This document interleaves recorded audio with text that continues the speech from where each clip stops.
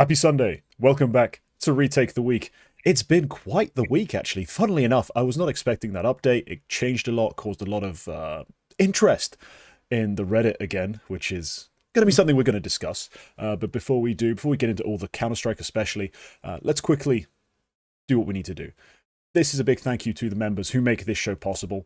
There are a good number, but I'm always willing to expand, always willing to provide more content to more people. Now, what do members get? Of course, interviews with coaches, players when I can get them, and anyone really who I think is interesting. Behind the scenes for Retake the Week, where we discuss what's coming up in the show. Also, basically discuss our week. Like, if you want any insight into why we are a disheveled mess come Sunday, who desperately need more sleep, usually probably comes up at some point in there. And then finally, yeah, prospect demos, which I think is the coolest part of the members thing. It's every single player I've considered for prospects ever basically will end up at least with one video of prospect demos. Sometimes they make a full video. Nota was the first prospect demos I actually uploaded, and now he's got a full prospect. So yeah, check that out if you want to become a member. Quack, you got anything to promo? Nothing special. Nothing in particular. It's been a stressful week, very stressful. Loads of work, loads of schoolwork, which just kind of sprung on me when I realized Friday evening, oh, I have a deadline on Sunday and I'm working the whole weekend. So wow, nice. That's gonna work out great. That's like a fun one. You had a really fun one. Yeah. No, but other than that, it's been very good. I signed a lease for an apartment, which is what the tease on Twitter was, in case anybody thought I was like signing for a team or anything. No, that was just me. I figured I was gonna post like the signing contract emojis. I posted that when we signed the contract for the apartment, just for fun. And that tweet actually got some DMs about that, like wondering like, what are you doing? And I was like, oh yeah, it's just bait. Like, yeah, Pure bait. I have absolutely nothing to promo. Yeah. Gotta love it. That's Gotta love it. Yeah. Yeah. All right. So coming up on this episode, we have, small site retake. We got the update, which I had got to make a new little graphic for. And yeah, the classics. I mean, it's not been that crazy a week in terms of us putting a bunch of segments in the show. We're not going to be like a 2-hour episode, I hope. Otherwise, I'll miss lunch and have a very angry girlfriend. So yeah, that's the show.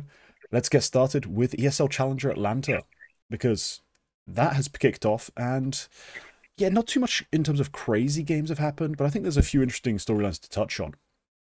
For a start, Big and FlyQuest being the two teams to make it straight to playoffs, I probably wouldn't have selected. I think, especially on the FlyQuest side of things, them winning the BO1 with Saw, I thought for them was a big result. Like, they've historically struggled against Europeans.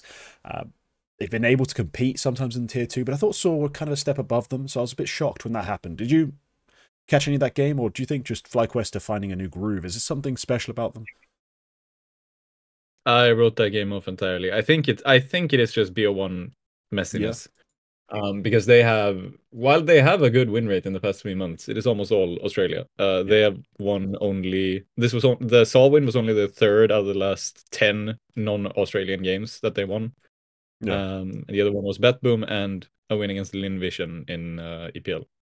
They've been struggling quite a bit. I didn't think they would do this. I feel like at this point I've kind of given up on FlyQuest, because a couple of months ago even I would have thought that yes, they have better stuff to come, but then like no, they just didn't. Like, I feel like this lineup is kind of done for, and I don't know what needs to be done differently, but something needs to be done differently. And then they come with this result, which could be very good because they have probably the easier side in the playoff bracket. And they have a very good chance of making the final at the very least. And honestly, they can win it. Like, everything, this entire event is like a pretty even matchup between like the 25th best teams in the world. So it's they can absolutely win this, and that's a pretty big win. Like, remember that this is basically equivalent to the win that Complexity celebrated last summer in Jönköping, and they celebrated that because it was like their first LAN win in 12 years or whatever. Like, that was big for them. This is basically the same. It's the same prize pool, same event. It's a DreamHack Expo. Roughly the same sort of crowd based on what I've seen on the pictures. Yeah.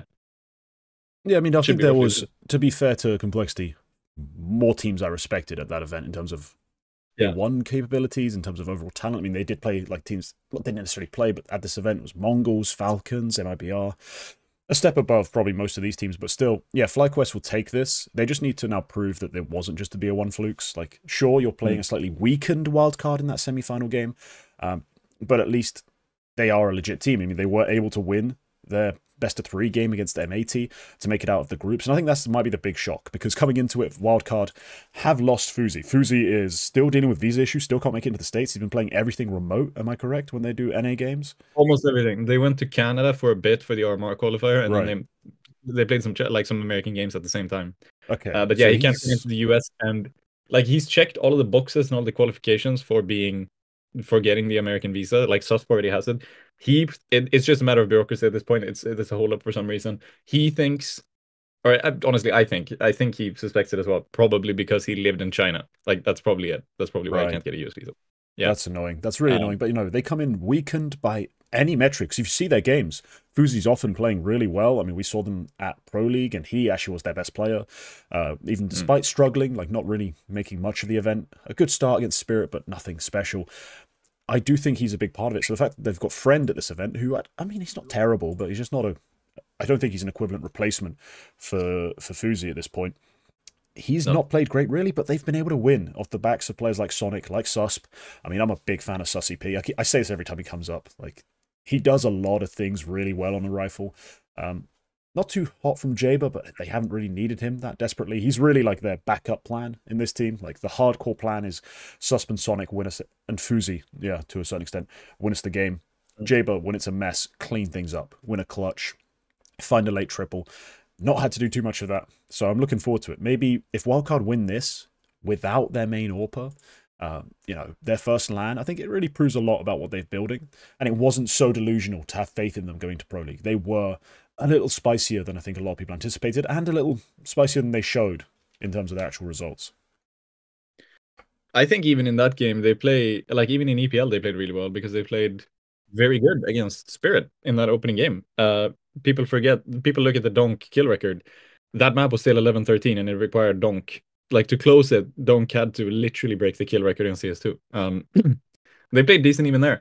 Now they're playing decent as well. That game against Game 80 is actually quite big, because in the first game, Lake was like big on like screaming like, "Oh, you guys are onliners. They're so nervous on LAN." He said it in interviews and stuff. He said like, "Yeah, I feel like these guys need a few more LANs before they can start beating us," and then they just go ahead and beat them in the next game, despite the stand-in and everything. So I do think that's a pretty big win for them, and I think that's a big confidence for them. And like they can absolutely beat FlyQuest. I think if they were going up against Saw or Big, I would have written them off almost entirely. But against FlyQuest, they're such like the group stage performance was such a one-off for FlyQuest that like if FlyQuest had gone 2-1 in the groups by like, I don't know, beating Bet Boom, losing to Saw, and then beating Bet Boom again or something. If they had gone that way, I probably would have said Wildcard definitely should win that game. And it is just that BO1 against Saw, which is like, yeah. I probably would take wildcard over FlyQuest. So like, let's see what happens. If they make this final in Atlanta, that's huge. The only NA team remaining. Yeah. And yeah, let's see what happens there. Something else that is literally huge is probably the other semi-final, which is Big Saw, who coming into this event, they're the big European representation. They are, I think on paper, easily favourites, right? You have to say it. Saw, given the way they've played at big events, like actual big events against big teams, with their structure, their stars, and honestly, the combo of Mutris and Berry seems to be really productive right now. They've managed to get a lot out of very little. Like, be real, beyond Aros and U-Jerks, I don't think this team has much talent, but they won their deciding best of 3 with both of them underperforming, which, come on, guys, you're in my fantasy team. Like, show the fuck up. But those two underperformed. They still win. I think a lot of that has to be given to their prep and their calling. Like, Roman, he's not actually that good a fragger. He's not a good rifler at all. But the fact that he's even able to find kills within their system, that they're able to make use of what minimal advantages they have in series, I think is great credit to them. But going up against Big, man, if they can make that happen, because I don't think they look that hot coming into it, that big game's going to be huge. So whoever wins that game for me is favourite to win the event. Who do you like for this? Do you think Big keep on dominating, or do Saw solidify and take this win? I mean, recent form in the group stage would probably say that Big is going to take this. I'm probably gonna take big, but it's very narrow. This is very 50-50 to me. I think Right. yeah, I think it's a very 50-50 game. It very much depends. I think it depends on who on big shows up, honestly, because Searson has had great form since they brought Toby back in. Yeah. And Rigon has started showing up a little bit as well. JDC still keeping a high level, and Crimbo like keeps the floor up. I feel like there's a lot of stuff working for big right now. But I think if Searson shows up big time in the semifinal, they definitely have it.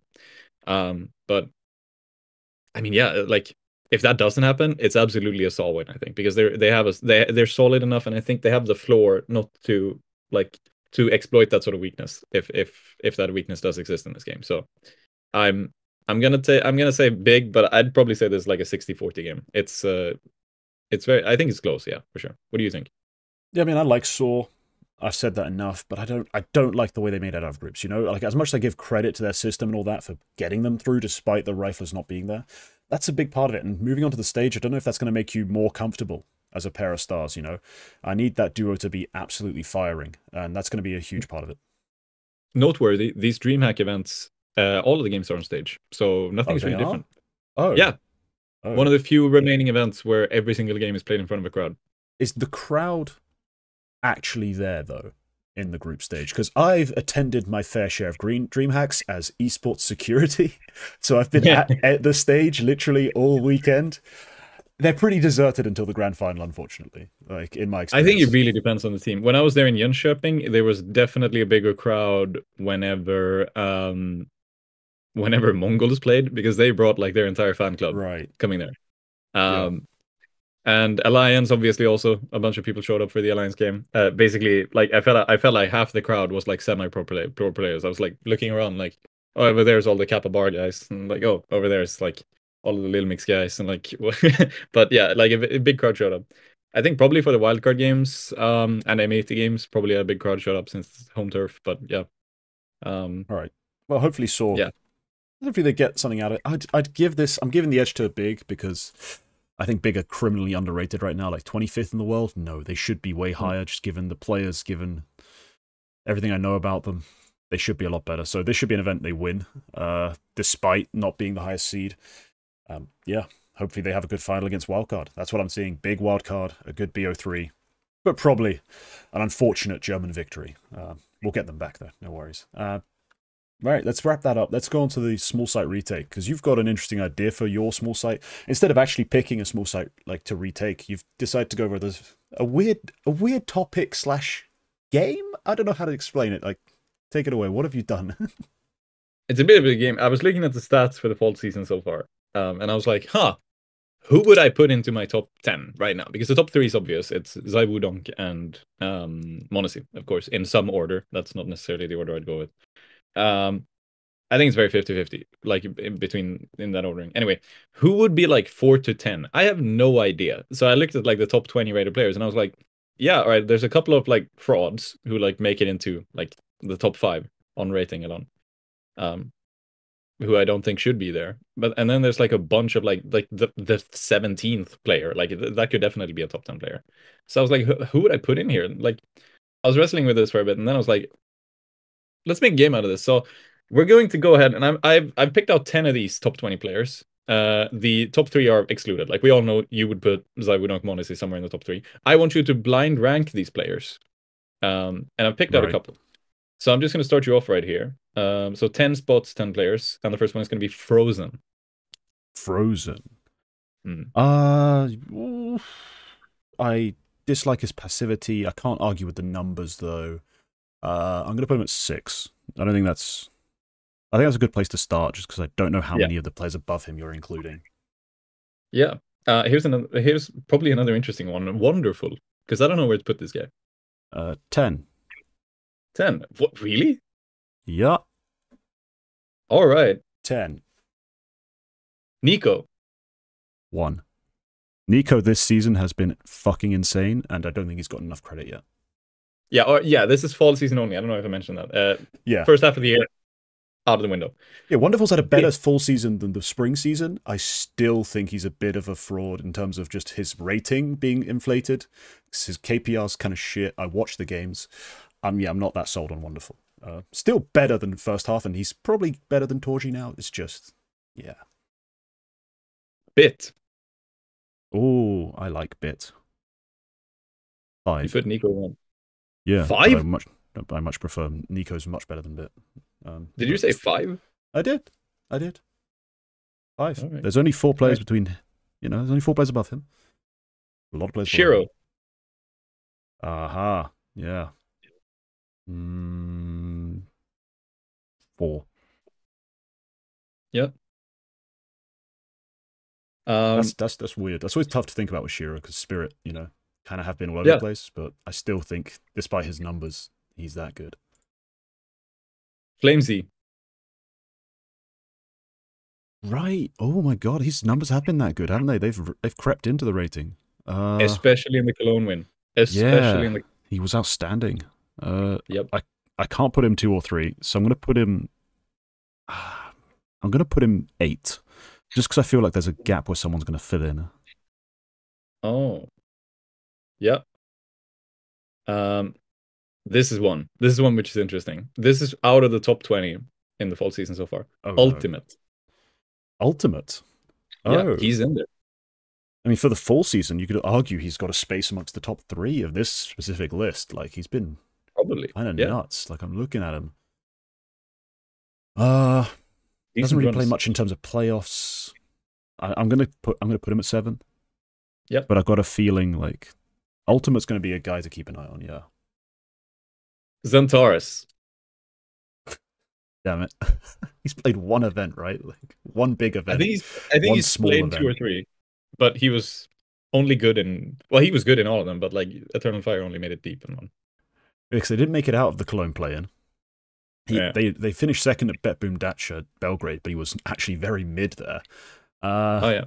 Sky Esports was this season. He was very good there. But his best performance is easily Pro League. And I'm basically rating him off Pro League because that's the only big event. You have 9 or top 3? Yeah, he's number 3. Because for me, I'm just basically doing this off big events. Like, for me, big events are king. And that Pro League run was outstanding. All right. JL. I'm going to feel so ridiculous if something else comes up, but I don't see how JL's number 2. Okay, yeah. He's I think 9. The final one is Mobs MD. All right. I mean, I don't love that he's below Flames and below Ultimate and below Frozen, but at the same time, I don't hate it too much. Yeah, I'm okay with that. I'm okay with this. This is okay. It's not perfect, but it's okay. Top to bottom: Nico, JL, Xantares, Shiro, Bit, Frozen, Ultimate, Flamesy, Mobs, and Wonderful. Now, let me quickly do my Cassard impression. Are you insane? Frozen? Number 6? Because he for some reason thinks Frozen's the best player in the world. Sorry, bud, he's really not. I don't know what it is with some people and Frozen. They just absolutely fucking love him. And I don't understand why exactly. But yes, I'd like it. As I said, I think Malbs MD, I think he does get overlooked. He's on a team with Monacy and Nico. He has to get overlooked. He has inferior roles than he's used to. His rating obviously is reflective of all those factors. But at the same time, talent-wise and his ability to just break rounds has been so important for G2 when it comes to actually winning events. Like, they're not going to have some fantastic game plan. Let's be real. But they have such insane players that it doesn't matter, and Malbs MD's been easily one of those. The latest event, the one they just won, why am I blanking on its name? Blast Fall Finals. Blast Fall Finals, thank you. I was thinking about this earlier this week, and I was like, Fall Finals, that was like a month and a half ago, right? Yeah, it was literally last week. It feels like nothing. But his rating ends up coming out like a 1.13 or something for the event. Like, it was a really Nico Monacy-centric event. But if you think about it, there are rounds you remember where he's just like, Mal just ripped some heads off and game over. Like, game over. That's so important. So yeah, I think I would like him higher. I'm really happy with my top 2. I honestly think Nico, JL have been those 2 players. Like, Nico, just in terms of every game, he's Nico. He's had an outstanding season. He's got an argument for, honestly, top 3, like, with Donk, because the numbers aren't even that fucking crazy between the 2 of them. I mean, Donk is left out to dry, or die, in Spirit's case, a lot. So he takes a massive hit on his DPR just because they don't know what the fuck they're doing sometimes. but Nico Yeah. is up there in terms of finding frags, finding impact. He's been sick. I'm a big fan of his season. Yeah. Right. That's been my retake. And Sweet. yeah. Well, I've I got like my a selection there. I think I put them in a good order as well. When you put Centaurus 3, I thought I'd fucked you over completely, but yeah. no. Um, I think it's a tiny sample size for Zantares, and you included, I'm assuming, in your like rating list when you had the players in front of you, like not big events. Because for me, I'm I looking at put it like Bedroom. Yeah. yeah, he just played for me Pro League. Like for me, he played Pro Yeah. League, and he was really damn good at Pro League against really good teams. So no, my small site Even retake.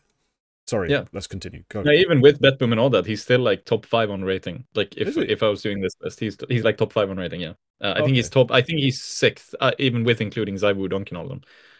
Okay. So yeah, Not bad. Not he's bad. done very very well. Yeah. Onto Yep. another small site. This is an interesting little news story I saw, and initially it doesn't seem like much. Flamey set to launch his own organization. But then you think about it, he is a Russian. I'm not sure who he's got backing his org, but he's a big name. He has a good following. Maybe he's got some money to play with. And so it got me thinking about the Russian scene. And beyond Virtus Pro and Spirit, there is a lot of Russian teams with a lot of talented players. But it always feels like every team's got some major flaw, like you could be doing better. Like we'll exclude BetBoom as well, just because they are a fairly big org and they've got a big name IGL and some solid players they want to hang on to. But like you think about Namiga, Aurora, Nine Pandas, I guess Cloud9, but realistically, they should be one of the heavy hitters. Gun 5, Parry Vision, I'm just going down the list. Incilio, Amcal even have talents. If you can get a player out of Spirit Academy, holy crap. Like there are some insane teams. Like in terms of tier 2, you see these guys all over the place with really big talents. Could Flamey build some kind of super team-ish like type team, like with tier 2 players, combine the right pieces, get them backing, get them structure, and try to get them up, competing with the top Russian squads, so that we actually have a good Russian team again who wins some events. Because Spirit, they're sliding. I really want them to recover. I think they need to fire up their ass. So do Virtus Pro, so they can make the necessary cuts. Like, how do you feel about the Russian scene right now? Could Flamey build something cool with the bottom, not the bottom, but like the next 4 or 5 teams? I was quite skeptical when I read it. And like what he said was like he wants to start off with like a young team of good players and like up and comers and start off with that and then try to build for something to go into the absolute like top level. Yeah. Probably a good way to go about it. And if you build that young team in a good way, like if you can hit that sort of meta-sport kind of vibe where like you pick up some of the best young talents and just stuff them into a team and then make it work from there. Yeah. Then I think they're in a very good position to make something happen there. Yeah. I mean, I can tell you already some names that I know are on my radar and that are young.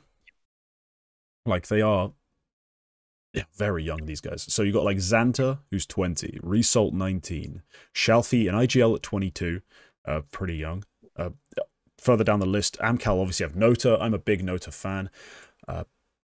Gun 5 has some interesting players, let's put it that way. I'm not as familiar with them. But then you have guys like Tried, who plays for WW, who's a surprisingly like solid AWPer. You have some players on like K27 who are very young, but a bit unknown, a bit unscouted. There's a lot of guys. And if he can, for example, as I said, manage to sneak a Kyosuke out of Spirit Academy, like if he's got that kind of backing or if they fuck up their contracts, he's got something there. Like there's not... It's one of the strongest scenes in terms of talent. And even if, let's say, you don't get Result, that also all of a sudden means you can get some of the Aurora guys. You can get Kensi, you can get Norway, you can get Deco, because I know they had a bit of a spat, hence why he became available. Like, these guys are a little bit older, but they're still on the young side, so there's a lot of Russian talent, and I think he could do it. I think he could build something special if he does it right. I'm looking, like, that WW thing, that's interesting. It's where What if you Jerry's been started playing, off, yeah. what if you started off with Jerry, Onkir, and Tried as a core, and then filled in with 2 more players? I think that's pretty fucking decent. Yeah, especially if, again, it'd need to be someone known at that point. Like, you can't just keep in, like, for example, the 2 other WW players, I don't think that much of. But if you went and you did get someone like a Result, or like you picked up two of the Namiga players, like Xanta and potentially like Lear or Santa and Sve, not Khan because he's the Orpa, in case you didn't know. But like a couple of these guys, like Sve's 17, Xanta said 20, and Xanta's been one of my favorite tier 2 players for a little bit now. He's really impactful. So the Russian space has a lot of talent. Yeah, DMS has a couple of players as well who They you do. definitely. So do Cybershock as well. They were not listed on the pure Russian ratings. Yeah. Who's the Aurora Youngblood is the team I'm thinking of. They also have good players you could definitely pick from. They do. They have some talents, raw talents. They're not a very well structured team. They don't put it together in a very pretty way. Like they were winning a bunch of games at one point, and so people got a bit overexcited. If you watch the demos, it was fuck ugly. It was gross. And so they have come crashing back down to earth in the last couple months, as predictably as they would. Like members will have seen, I did a prospect demos on Grix, their Orpa, and I believe the title is just called A Very Ugly Mess or something like that, because he's clearly like a really talented combat Orpa. But if you watch what their rounds are, you're just horrified. This is just a team showing up to places and just, fuck it, let's try something. And they talent their way out of it, but it had to run out. And yes, we've seen recently they've come plummeting back down to earth. The talent's still there. As far as they've fallen, as far as they've fallen, I think even Space still have like pieces like Trunic and Danis. Danis, especially past couple of months, has been crazy. Yep, so Trunic was a prospect entirely, like to himself, and it was at the time also, despite not having the greatest numbers, like he wasn't a big statistical like shining point in the tier 2 scene. It was more like Space had a really interesting way of playing, and they played around his like sort of half lurky style, and he seemed like a really intelligent player. So I think if you needed to fill, like you need a guy who can do a variety of things, a guy who can take point, a guy who can lurk, a guy who can be a more supportive piece. Even he was on some maps. I think he's an interesting player to consider too. Yeah, I think he's in a very good position. I think if he plays his cards right, this could be a very, very, very good team. He definitely has the talent pool for it. He probably has the backing for it. I don't know who's backing it. Maybe he's backing it himself. I don't know how much money he's got on his own. If he has the right people around him, which I'm assuming he definitely could get. Like he's a big profile out of the CIS scene. So yeah, I think this is very realistically going to be a good team in the future. I think they do well to start off with that Jerry WW core. Because I think even with whatever's been going on in the past couple of years, even I think Jerry's still a very good pick. In terms of making a team out of this team, because I think the Shalfie and that kind of bunch is probably untouchable. I think it would be just hard. Expensive. Yeah, that's more the concern. Yeah, I don't think he has a way to get a hold of those players, and then I think Jerry's probably your next best option, unless there's someone I don't know of. But to save yourself the trouble of scouting an in-game leader out of random Russian teams, then I think Jerry would be a good starting point. But yeah, he has a good opportunity. Good on him. I mean, watch him come out and trot out Neelan, but still, that would be amusing. But let's move on to the update. There was a big update. We talked about it before the show. It's going to be on the thumbnail, I assume. I'll speak to the guy who makes the thumbnails. It'll probably be about the update. But yes, the Armoury update. Of course I do. I just talk to myself. Right.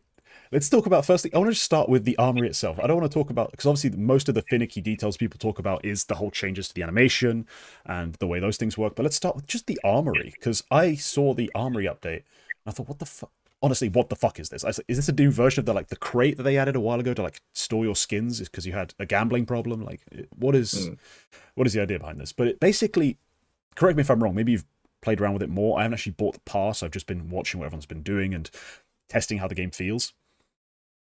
Is this essentially a non-operation operation? Like, you can get points, spend them on collections, and you have to do quests to do it. It's basically an operation, just a very discreet one. There's no branding to it. There's no like wildfire or hydra or whatever. No, there's no specific quests. Like we used to get missions every week that like dropped every week and you had to do these. It would be stuff like get 2 negative kills or like play a game of casual or whatever. Play canals because we hate you. Yeah. That's no more. It's literally just earn XP and you also earn progress on this coin. And something which I think is actually good is that you can't buy the coins themselves. You have to actually play the game, which I think is good because I think there was someone mentioned like the other week, someone mentioned Onepixel has been streaming Counter-Strike or Counter-Strike related stuff pretty much every day, but he hasn't played a game of CS on stream in the past 3 months or something like that.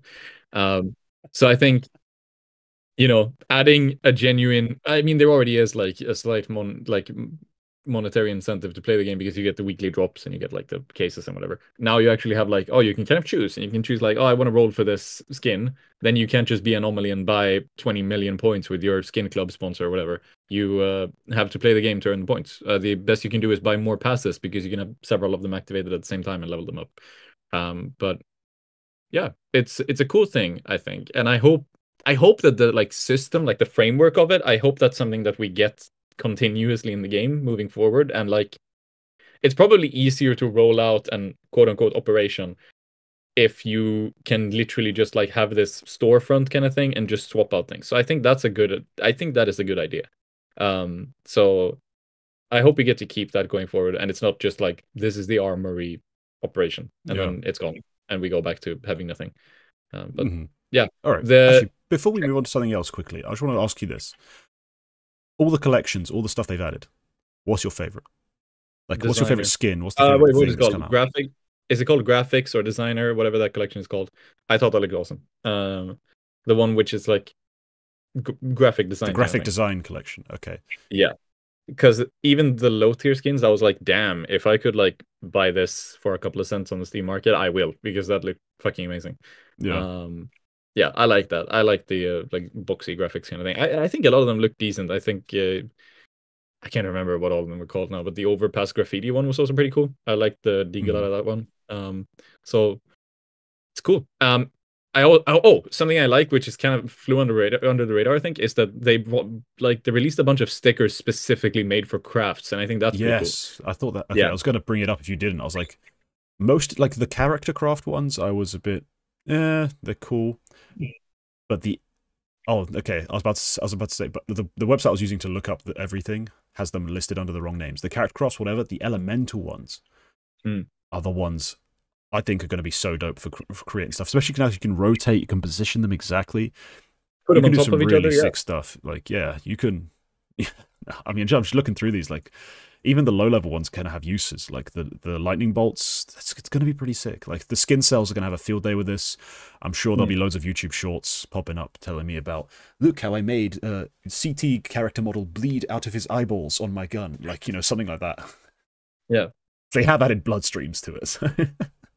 Yeah, there's pretty much one of every color. There's a rainbow one as well, which is gonna go big for the Pride Month.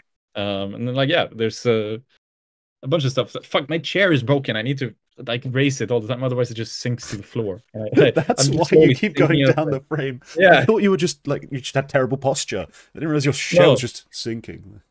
Yeah, my chair is just like slowly going down every couple of minutes.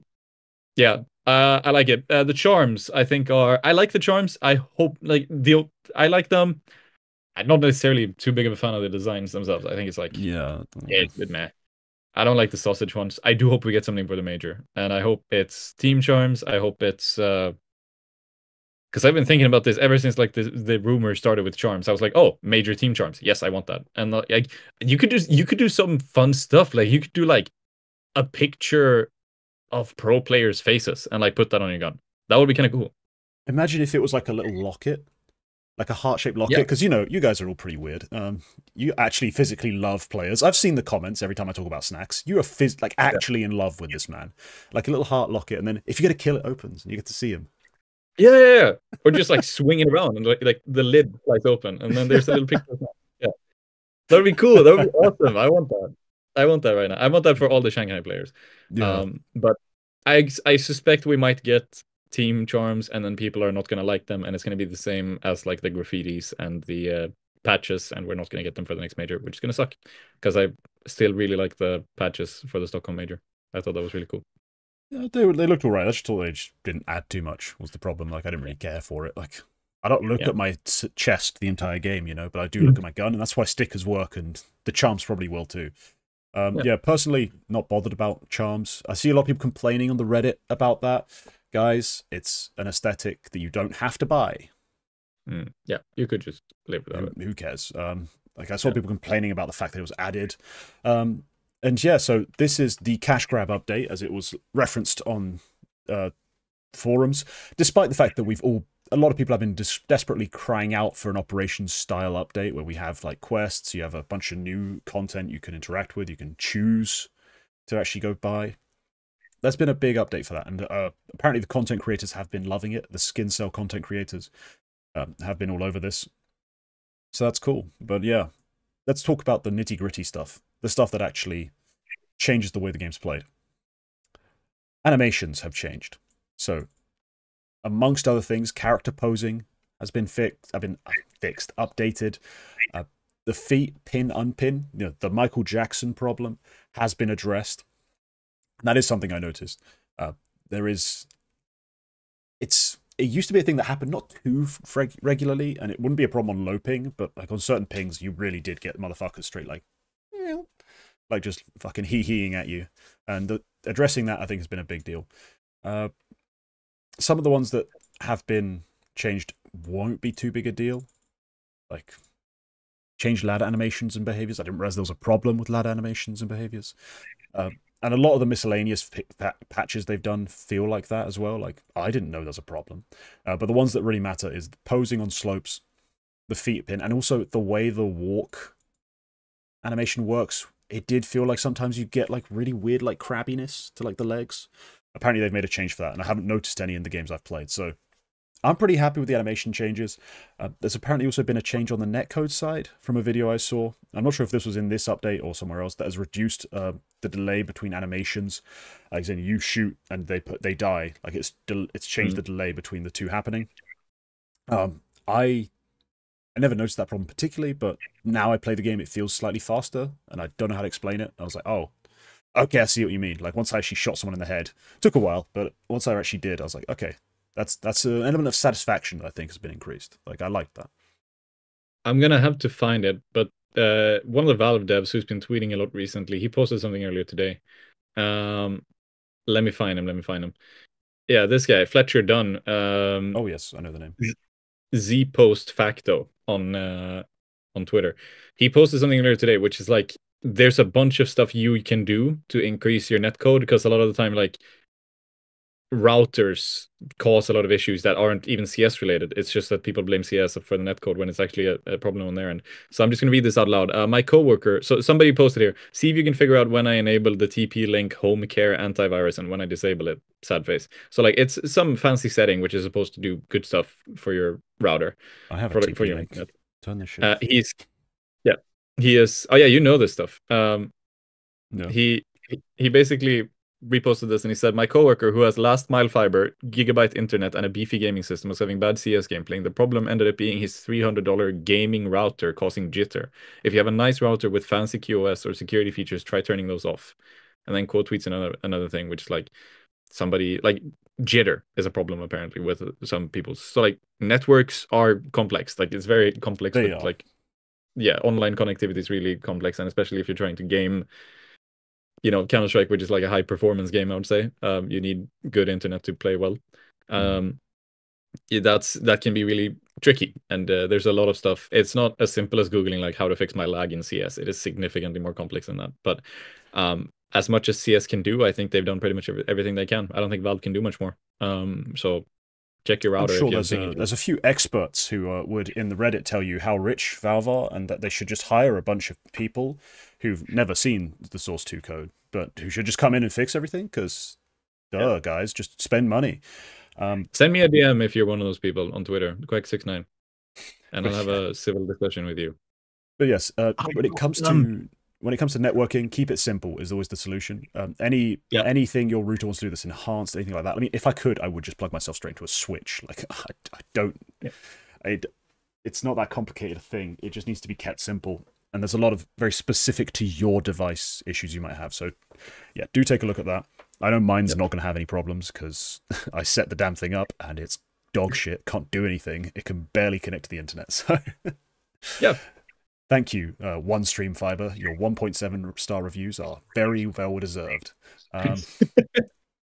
But Um, right, the update actually, I I think didn't yeah, have no, an the issue game with it feels better, before. right? Like, it does feel a The little only better. thing which doesn't feel better is I have FPS issues, and I saw a lot of people complain about this. I dropped by like 30 frames, and I did yeah. initially as well. I did initially Mm, when I first launched the game. I was like, why the fuck is this so like laggy? Like, I was mm. getting some jitter to my like when I moved my mouse around, and then I checked and Corsair, the like actual Corsair like software was going ballistic. It just for some reason decided it was going to get in the way.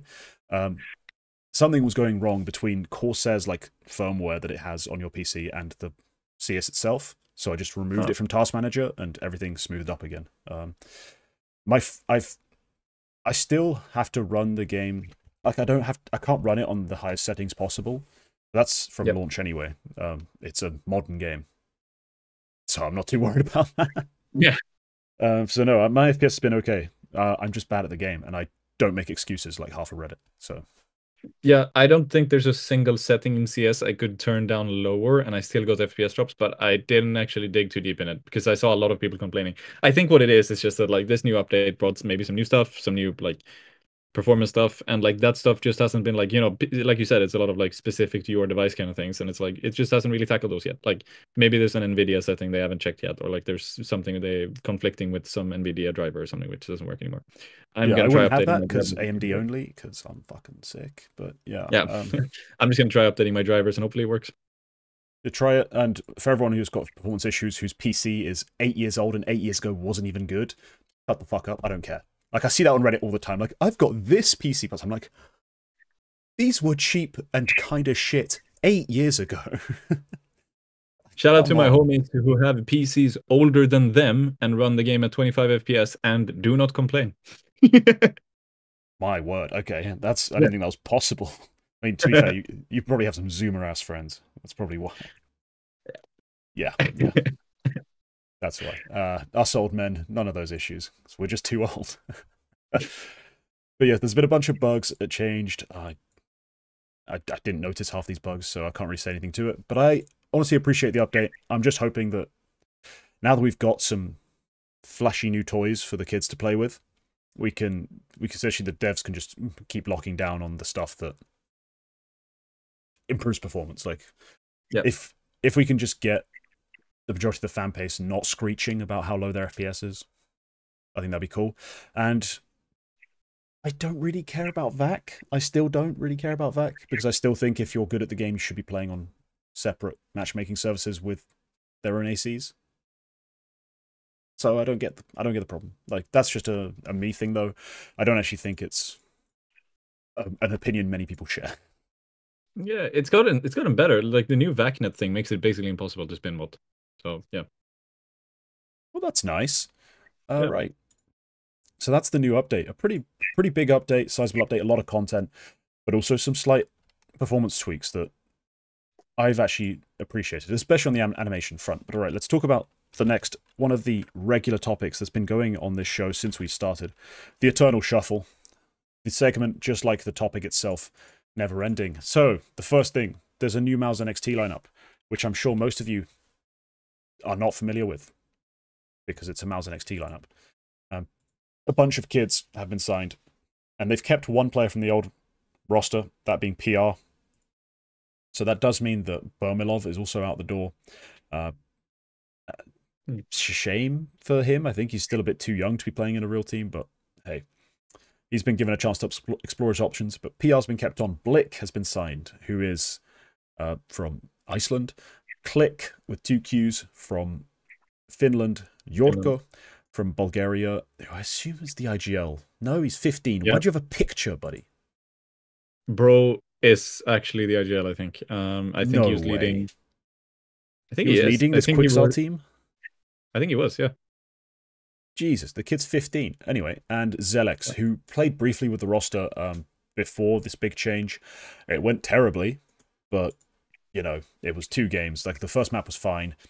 It's just it was a complete shit show of a roster at that point. Not going to judge him too harshly, but this is an incredibly young team. Their average age is now 16.2. They have 3 15-year-olds. They've really started from nothing. There's like, Tobers basically went to management, was like, guys, I'm just tired of being like the coach for the best academy. Like, and everyone sees the players we sign and they expect them to be good. I really want a real challenge. Can I Yeah. sign like the youngest people legally possible and see how I can do? Like, I think next time it'll be like 12-year-olds, but who only have one wrist. Like, really challenge himself because my God, these are some unknown names. But I'm sure come 6 months' time, we'll be like, damn, Blick, the next guy. Didn't realize Iceland had talent, you know? It's going to be one of those weird conversations to have. So no, complete nobodies. Quack, do you have any insight into any of these guys? I mean, none of them are Swedish, but still. No, the rumor was they were trialing B Silver. That has not happened. His team has also disbanded since, or more or less. I think they're looking for teams. They're still playing together, but they're looking for separate opportunities. He's also played with a little mix of it.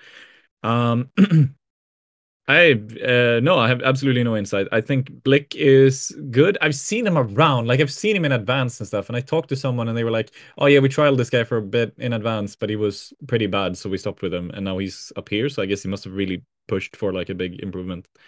Um, I think I saw someone mention Click as well, as they were like, "Oh, it's nice to see Click finally get a good chance." And I was like, "Finally? What the fuck? No!" Like, He's um, 15. How is that possible? yeah. And I think people were impressed by Jorko as well, because I do think he was leading that Quicksilver team, who didn't do much, but they played 2 HLTV games, didn't stick together for long. But it's half decent players he played with there. Like it's Bulgarian guys who have kind of been around. Milky, Duplicate, Shake. Oh, yeah, I Um, know those names, yeah. yeah, and that's good. That's probably a good bunch to have like played with and learned with. And if they were impressed with him enough to the point where Mouse NXT picked him up, then he's probably good. He was also AWPing on that team, so...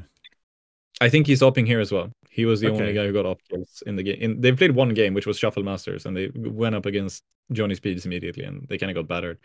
But the only guy who got op kills on Mouse NXT was Jorko, so I think he's op IGLing, to be honest. I couldn't see who else would IGL this team. I think it is him. I don't know, they're a bunch of teenagers. Like, I really don't know. There's not a single adult on the team, aside from the coach. So, yeah, no, curious to see how this works out. I mean, obviously, I always believe, because Mouse NXT has done such a good job with players in the past. And sure, sometimes they scouted players who seemed a little more finished than this. Like, Torji wasn't a random kid from Hungary. He was on Budapest 5. Like, I'd had watched him play before that happened. So, this is one hell of a task. If he can make this work, Tobi's Hall of Fame. Just straight Hall of Fame. Like, just take it. It's happening. It's interesting how the generations have gone, because the first generation was like good players a lot of people still know about. Like they've been good in like a half decent level before. Oh, interesting. And then they turn them into tier 1 players. Then they take the next generation. It's like, well, these are some of the best players out of like the tier 3 space in their region. Like Zero was one of the better Danish players, and Kristen was probably one of the better Danish IGLs, like for his generation in like the teenage range. Yeah. Nate, you probably one of the better French players outside of the salaried teams. And then Nexus is kind of bit out of nowhere. Put these guys together into a team, sell them off to like various different teams, and now at least, well, yeah, Zero is going to play an RMR, maybe even a major, and like, yeah, they've done well. Now they've basically gone like one step further, and they've gone for, yeah, none of these guys you have ever heard of, and we are going to turn them into big players. Like that's what we're going to do. Yeah. Hope it works out. Maybe third time is like, maybe they've gone too deep and maybe this turns out being nothing. But also it's like, these guys are 15. Like you can work with these guys for 3 years and they'll still be younger than most of their opposition. Like it's yeah, that's got insane. a lot of leeway with this. Yeah. So no, interesting pickup for the Mouse NXT guys. Metasport cut Sapek and signed Shine. Now this means the IGL ship has moved off of Plopsky, I believe, to Shine. And now the roster is Plopsky, Shine, Nilo, Adamby, and Lumen, or Lumi, if you read it and you don't realize the implication of a 1 in Swedish. But yes, the roster is... I still preferred the original lineup. I still don't like this very much, but at least the IGL is an IGL, and Plopsky can play rifle roles, because, you know, Susp was a really important player for them when they played well. Like when they were a good team, Susp was a good player. And so the fact that they haven't had that full complement of rifle players, I think, has been a bit of an issue for them. Sapek wasn't very good, and Plopsky was being wasted calling. So I'm glad they've made this shift. Lumi's still an interesting one. Lumen, sorry. As in, I'm not really sure how I see him like as a player, if he's going to be that great. But I think this is the best version of them I've seen since the initial breakup, so not too bad. I think this is an okay move. I'm just a bit worried about their ceiling at this point. I think this might be the first time since this lineup formed that I think they're good, like foundationally, because they've always had players stepping on each other's toes role wise. They've always had in-game leaders who weren't necessarily comfortable in that role. They've always had, op IGL. They've always had first-time in-game leaders. They've always had like players in conflicting roles. And for once, they now have an opper who ops and has op for his entire career. They have 3 riflers who are free to just like go play their game, and they have an in-game leader who's been an in-game leader for the past 3 years, 2 years, or whatever. And they've probably, I would believe they've done very extensive scouting to get to this point. So yeah, it's foundationally, it's very sound. Because before they've always had like talking to like different people, and like Jackie and you said a bunch of stuff about the past team. Like they seem like they've always had trouble with the leadership, with like no matter who it was, there was a difficulty finding structure, and like they tried their best to find a solution, didn't manage it. Now they've always been very diligent in the scouting. Even Sapek was like a very solid signing for them, but unfortunately somebody had to make room, and it just has to be Sapek at that point if you want to bring Shine in. Something I'm just wondering about is like, why didn't they pick up Shine earlier? Because when they signed Sapek, Shine was also available. He was released at the same time out of Eyeballers. So that's something I'm kind of curious about. But yeah, that's a bit of a weird one. Yeah, but I think it is just that like at the time maybe they were happy with Jaquinho's IGLing. Like they were happy with like they were happy to try Jaquinho once again. And like maybe that's where they started out like, oh, we're happy with going with Jaquinho and we're just looking for a rifler. And now they've realized that we are not happy with Plopsky's IGLing and we need an IGL. So obviously things changed when Jaquinho went on his break, which was very well needed from what I've heard. He seems to be doing a lot better now. Okay. Yeah. No, I'm curious because I'm still a big Nilo fan. I think Nilo is basically, for anyone who's not watched the Prospects multi-episode where I had Nilo. There's also multi-episodes, I didn't get as in-depth. Essentially think of him like Stown, but able to mechanically get himself out of things rather than purely having to use his brain. Because Stown is a very intelligent player rather than particularly mechanically explosive. Nilo can do both. That's essentially the way I describe him, which is high praise, but watch him play and you'll have the same thing to say, I think. Like, he's actually very impressive. So no, this roster has, in theory, like especially on the rifle front, between him, Adam B, and Plopsky, a crazy potential. Like, crazy potential. They could win games off the back of just those 3 players. Forget the calling and the AWPing. It's just they always seem historically to get in each other's way, and it never really worked out. So I'm hoping this is the one that works, and that they finally hit the real top 30 goal that the management seemed to want when they first started this project. Like their goal was to be a top 30 team and make majors. Like they didn't quite make it. So hopefully they can... Well, they technically touched 29th in the world in March. Like they brushed it, then went straight back down again, you know? It wasn't what they were hoping for, so best of luck to them. This is a cool move. Atox. This isn't as simple as Atox minus Annihilation, for those of you who have read the articles. Annihilation essentially rage quit Atox. And that is fucking hilarious. There's ways to leave a team. The way he did it, spectacular. Absolutely spectacular. So, on the 27th of September, Atox, they've just returned from Pro League where they won a single series. And they're playing Chingis Warriors. Annihilation only ends up playing the first map. And if you watch the map, you'd notice something rather strange about his buying pattern. He's an AWPer, right? So he had a scope in his hands. It's just that scope was an SSG. He played basically the entirety of the first map of this game with a scout, then left. And so they had to have an emergency replacement of the coach come in to play the game. He straight up rage quit the team, so there's been deeper issues going on for a while at Atox between the players. But of all the ways to end it, that's got to be one of the funniest. I've ever watched. I'm not sure who they're going to bring in. Currently, there's only a cut, and I still think this team has some talented players. Like Dobu's fairly solid, and I think Yami is, well, he's a hidden gem of sorts in the Mongolian scene. He's really solid. But the way Annihilation quit this roster is just fucking hilarious. Yep. This was on LAN. Supposedly, he just after the first map, he literally just stormed out of the room. Like supposedly, according to the admins on the LAN, he literally just like he was really upset for the first map. He played the scout all game, and then he literally just stormed out of the room in between the maps. And the coach had to play the next two maps, and then he was benched. And the bench announcement was just like, we have put him on the bench, and he's free to look at other offers. Nothing else. No, thank you. Nothing else. So. Yeah, I wonder what that is about because I suspect we might never know because it's a bit, out of the way. It's a Mongolian team, with players who might not necessarily appear in like the media that you and I read.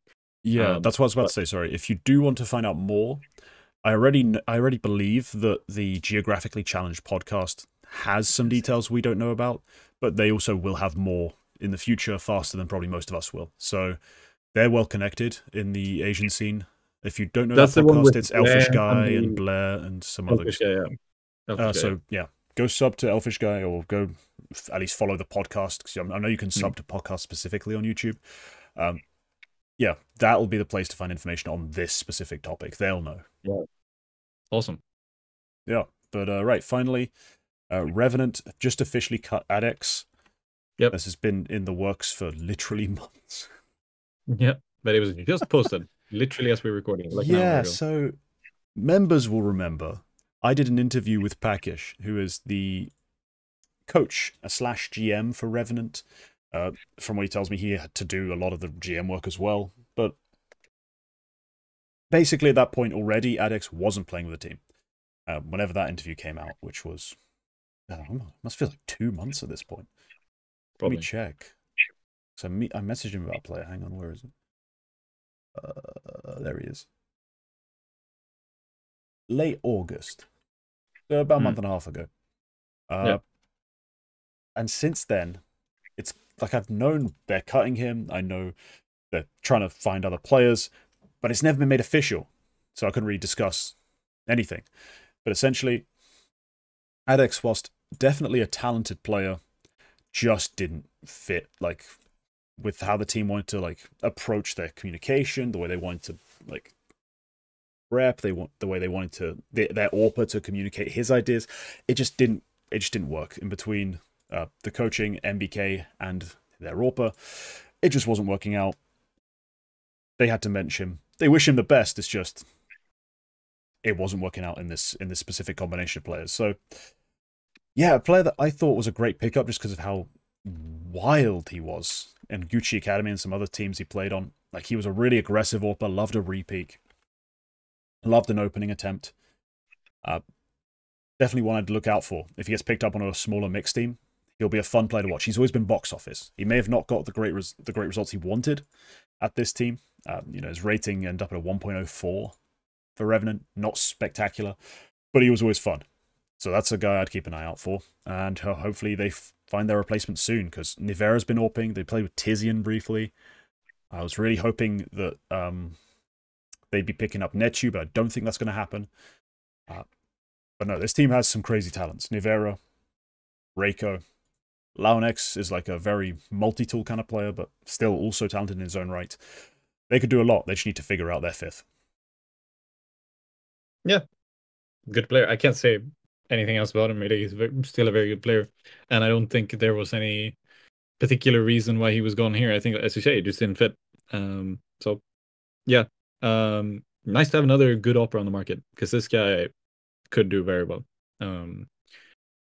But I hope Revenant can fix their stuff. They really need to get someone permanent in here, because it's really not particularly sustainable to... I mean, I guess it works when you have Nivera as an AWPer. I guess that's going to work out. Yeah, it's just not particularly... Yeah, it's just not particularly sustainable having to play with Tizian as much as they have done. So, yeah. Oh, actually, they have had Netu in for the last game they played, but that was they played a game with him, but that's not happening. Yeah, I know. I don't think that's too much of a spoiler, guys, but like, no, the Netu signing isn't going there. He's been linked to N so much, so I think yeah, I think that's very much Yeah. yeah. I mean, and the game he played, like, look, it looked amazing, and that's why I was so excited for it, but it's not going to happen. It really isn't. But all right, that's the retake. That's not the retake, that's the Eternal Shuffle. Apologies. We still have Prospects of the Week to go. And I'd like you to lead, because I really like your pick. So, Quacke, who is your Prospect of the Week? My prospect of the week is Miltzi. And he's a Finnish guy. He plays on Ens Academy. And this Ens Academy team has been like very much happening for a long time. And they haven't really done much whatsoever. Yeah, Miltzi is the guy who's been here the longest. He's only 20 years old, but he's already been here for 2 years and 2 months. He's played 381 HLTV maps, which is kind of crazy. But they've always been like they've been hanging around, and I don't think they were around for the We Play Academy League sort of era, but they've been hanging around in these like lower events. They played some Finnish stuff. They did okay in the Finnish stuff. But they've never really hit their stride, and then they decided to go international up for this season. So they brought in Too High, the Macedonian, who I think is calling this team. And they bring in Schwartz, who's a Georgian kid who also like a bit of a talent. But yeah, this week they've actually had a very, very, very good week. So Miltzi, Rifler, slightly more on the aggressive side, but not hugely so. I think there's definitely Schwartz is definitely the guy being like the bigger opener, so to speak, more of the harder entry roles. But they played the Shuffle Masters event, and I mean, look, this is not a huge event. The winner, it was a $10,000 event, I think. It's organized by Into the Breach, the organization, the team. They organize this event. Some decent teams show up. Koi, Gaming Gladiators, like that sort of teams. The champions eventually were Johnny Speeds, who I think won the last one as well. Navi Junior, Alliance, Breezy, the new Mouse NXT, Talon were there, Nexus, whatsoever. And they did pretty well. They played Gaming Gladiators, beat them 2-1. Miltzi played a big game. Then they beat Permitta 2-0, which is a pretty good scalp to take in tier 2. Permitta have been very decent in this sort of Solid, yeah. like in that middle layer. Miltzi once again, top player.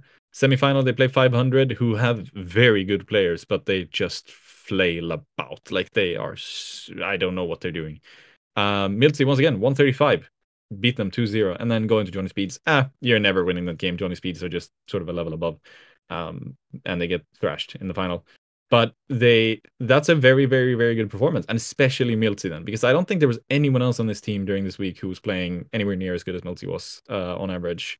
And that's great. I love seeing Scandinavian talent sort of break through and become a talking point, which he definitely is.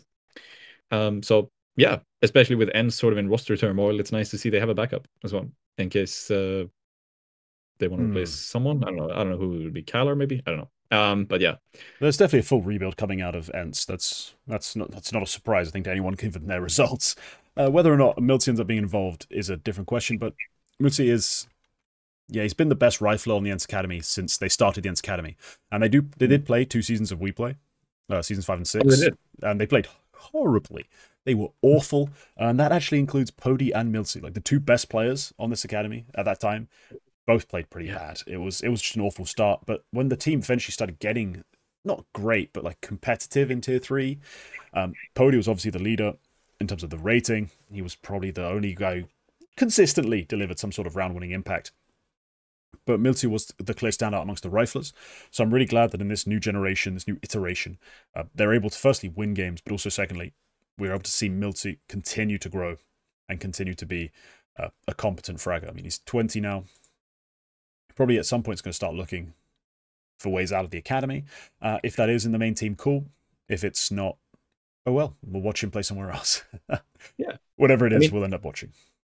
Academy teams, sometimes they don't exist solely for the sake of bringing talent into the main team. Sometimes, especially in the case of Ens, I think, they exist to support the local scene. Because Ens moving out of Finland, well, they sort of felt like maybe we should stay in Finland, try to develop the scene, and a bunch of players have come through. It's a nice thing to put in a resume to have played very good in Ens Academy. So yeah, nice for him. Yeah, a player I would have liked to have picked as well, but I had to go somewhere else then. And I went with, if you watch a lot of tier 2 teams, you'll know about Passion UA. And the player that's often highlighted is Jambo, the AWPer. But Jacasmo this week was absolutely ridiculous. Now, Passion UA, not only did they have a week where they, played well, won some games, they actually won the European Pro League. Straight up. It's a tier 2 event, it's an online cup, but still. They went and won it over TSM 3-0. 13-6, 13-4, 13-2. I think they were in a rush. They had a dinner to get to, or maybe something was in the oven, they had to go check on it. So they really smashed the fuck out of TSM and got it over and done with. But no, on the way to that victory, they also beat Gaming Gladiators. They beat Nine. They beat Into the Breach. They beat Apogi, who randomly made it quite deep. That was a weird run. But no. Wow, this Passion UA team impressed me. They've always had talent. That's always been clear, but the fact that they've been able to put it together so well this week has been a standout. Jacasmo himself on the rifle front has been their best rifler. He's kind of plays, he mostly plays starring roles, it feels like, but then on CT side, you'll see him, get traded a lot and take more, the first contact. It's a bit awkward to explain his role exactly. You'll see, even guys like S-Chiller, and Zero Fix make use of his aggro. But on the T side, yeah, definitely their star rifler. Outstanding trader, great aim.